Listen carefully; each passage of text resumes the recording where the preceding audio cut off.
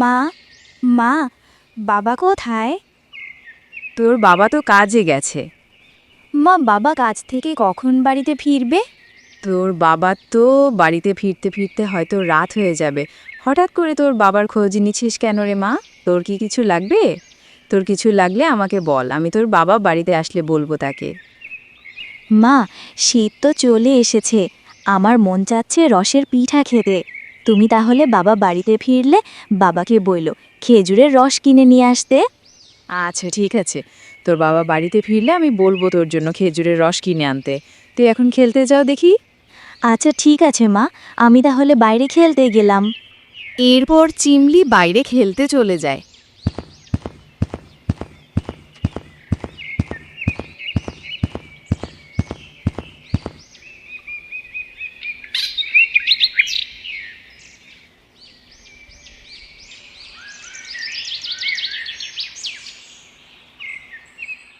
এই যে শুনছো তুমি, তোমার মেয়ের নাকি রসের পিঠা খেতে মন চেয়েছে।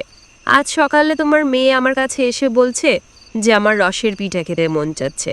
তুমি একটু খেজুরের রস কিনে নিয়ে এসো তো। আচ্ছা ঠিক আছে গিন্নি, আমি কাল সকালে গিয়ে ভোলার ওখান থেকে একবার রস কিনে নিয়ে আসব। হ্যাঁ নিয়ে এসো তাহলে, মেয়েটার কিছু রসের পিঠা বানিয়ে দেব। গিন্নি, তা মেয়েটা আমার কোথায়? ওকে তো দেখছি না। মেয়েটা আমার কি ঘুমিয়ে পড়েছে? হ্যাঁ, ও তো সেই সন্ধ্যার সময়ই ঘুমিয়ে পড়েছে।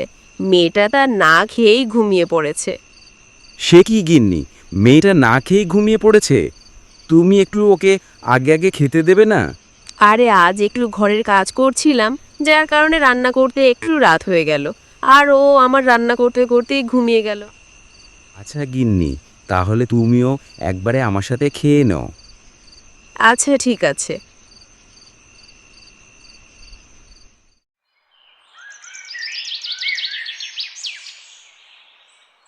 গিন্নি, তুমি কোথায় গেলে?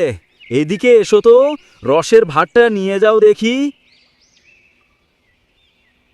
আরে বাবা, তুমি রস নিয়ে এসেছো? হ্যাঁ রে মা, দেখ, তুই রসের পিঠা খেতে চেয়েছিলি না? তাই দেখ, তোর জন্য খেজুরের রস কিনে নিয়ে এসেছি। কি মজা, কি মজা! আমি রসের পিঠা খাবো। দেখো দেখো গিন্নি, মেয়েটার কাণ্ড দেখো। গিন্নি, এই যে এই নাও, রসের ভাতটা নাও দেখি।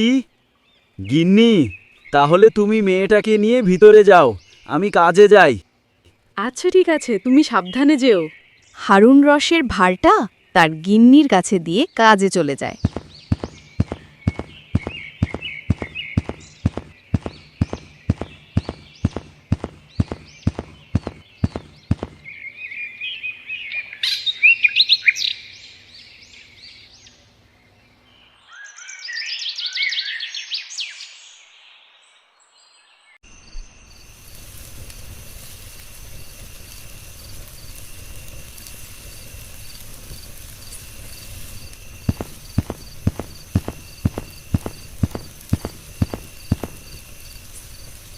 কি গো গিন্নি, তোমার কি পিঠা বানানো শেষ হলো?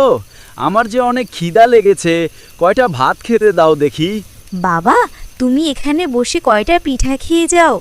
না রে মা, তুই খা।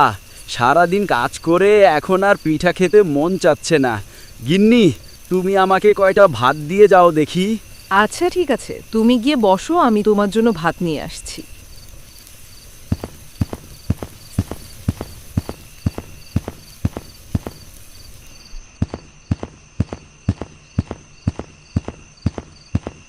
বাহ বাবা বাহ, হারুন মিয়ার বাড়ি থেকে যে কত সুন্দর পিঠার ঘিরান বেরোচ্ছে। পিঠার ঘিরানে যে পেটের ভেতর সূচাগুলা লাফালাফি শুরু করে দিল। কিন্তু হারুন মিয়া যে লোকটা অনেক ভালো, ভালো মানুষের বাড়িতে চুরি করতে যে মনটা কিছুতেই ছাই দিচ্ছে না। ধুর ধুর, চোরের আবার এসব ভেবে লাভ আছে? চোরের আবার ধর্ম কিসের? যায় যায়, তাড়াতাড়ি গিয়ে পিঠাগুলা সাবার করে নিয়ে আসি।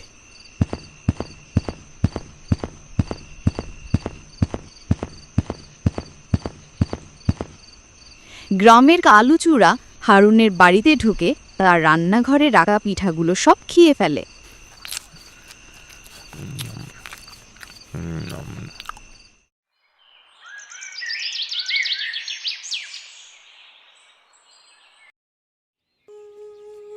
হায় হায়, এ কি সর্বনাশ হলো গো!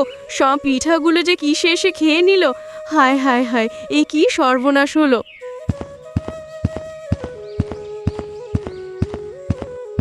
কি গো গিন্নি, তুমি সকাল সকাল এভাবে চেঁচামেচি করছো কেন? ওগো, দেখো না, কাল রাতে যে পিঠাগুলো বানিয়ে হাঁড়িতে রেখেছিলাম, সকালে উঠে দেখি হাঁড়িতে একটা পিঠাও নেই। সে কি গিন্নি, তাহলে হাড়ির পিঠাগুলো রাতারাতির মধ্যে কোথায় গেল? আমিও তো বুঝতে পারছি না রাতারাতির মধ্যে হাঁড়ির পিঠাগুলো কোথায় গেল। গিন্নি, যা হওয়ার সেটা তো হয়েই গেছে। হয়তো কোনো কুকুর বা শিয়াল এসে পিঠাগুলো খেয়ে গেছে। মারে, তুই মন খারাপ করিস না। আমি আবার তোর জন্য খেজুরের রস কিনে নিয়ে আসব, আর তোর মা আবার তোর জন্য রসের পিঠা বানিয়ে দেবে। তুই একদমই মন খারাপ করিস না। আমি কাজ করে ফেরার পথে ভোলার কাছ থেকে রস নিয়ে আসব। গিন্নি, আমি তখন কাজে গেলাম, তুমি মেয়েটাকে নিয়ে বাড়িতে থাকো।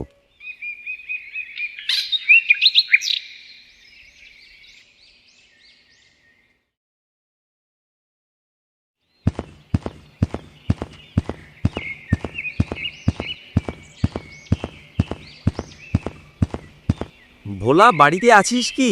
বাড়িতে থাকলে বাইরে একটু আয় দেখি।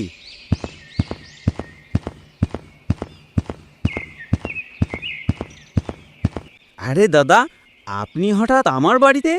হ্যাঁ রে ভোলা, তোর কাছে আসলাম রস নিতে। তোর কাছে কি একবার রস হবে? কেন হবে না দাদা, নিশ্চয়ই হবে। আপনি এখানে দাঁড়ান, আমি গিয়ে নিয়ে আসছি।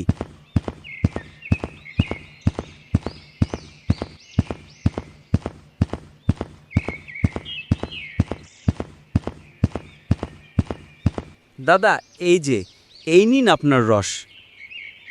ভোলা, এই নে তোর টাকাটা। ভোলা, তাহলে আমি এখন আসি। ঠিক আছে দাদা, আমার আইসেন। এরপর হারুন ভোলার কাছ থেকে রস নিয়ে বাড়ি ফিরে যায়।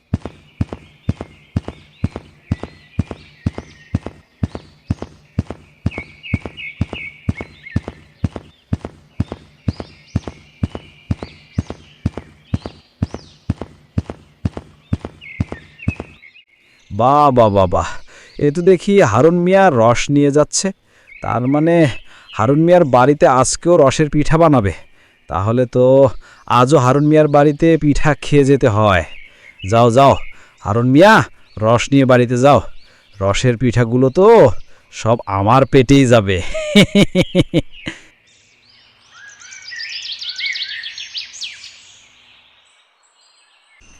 রাতে হারুন মিয়ার গিন্নি পিঠা বানিয়ে রান্নাঘরে হাঁড়িতে রেখে যায়।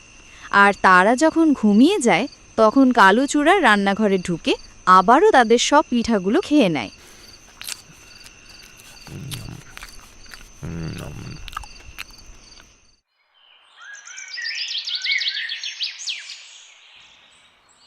ওগো, দেখো না, আবারও আজ পিঠাগুলো কিসে খেয়ে নিয়েছে। হ্যাঁ গিন্নি, তাই তো দেখছি।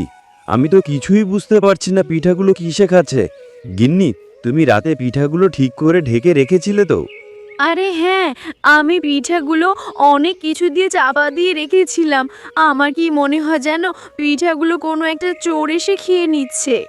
কি বলো গিন্নি তুমি? চোরে কেন পিঠা চুরি করবে? চোর তো সোনাদানা চুরি করে নিয়ে যায়। চোর কেন সোনাদানা রেখে পিঠা চুরি করে খাবে? আরে তা নয় তো কি, আমি পিঠাগুলো এত কিছু দিয়ে চাপা দিয়ে রেখেছিলাম, তবুও পিঠাগুলো খেয়ে নিল। কোনো মানুষ ছাড়া কুকুর শিয়ালে কিছুতেই খেতে পারবে না পিঠাগুলো। আচ্ছা ঠিক আছে, তাহলে আমি দেখছি কি করা যায়।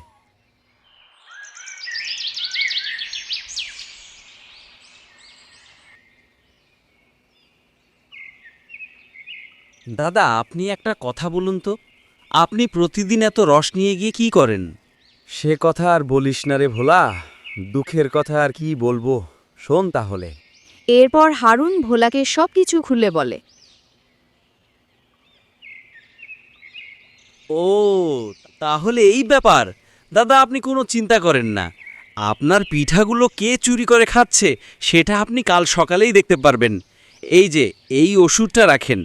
এই ওষুধটা আপনি পিঠার মধ্যে মিশিয়ে দিবেন। এরপর দেখতে পারবেন কে আপনার পিঠাগুলো চুরি করে খাচ্ছে। ভোলা, তুই আমাকে বাঁচালি রে এই ওষুধটা দিয়ে। তাহলে তোর রসের টাকাটা রাখ। দাদা, আজ আপনার রসের টাকা দেওয়া লাগবে না, আজ আমি আপনাকে ফ্রিতে রস দিলাম। হ্যাঁ রে ভোলা, আমি তাহলে এখন আসি। ঠিক আছে দাদা, কোনো দরকার পড়লে আবার আইসেন। এরপর হারুন মিয়ার রস নিয়ে ওখান থেকে বাড়িতে ফিরে যায়।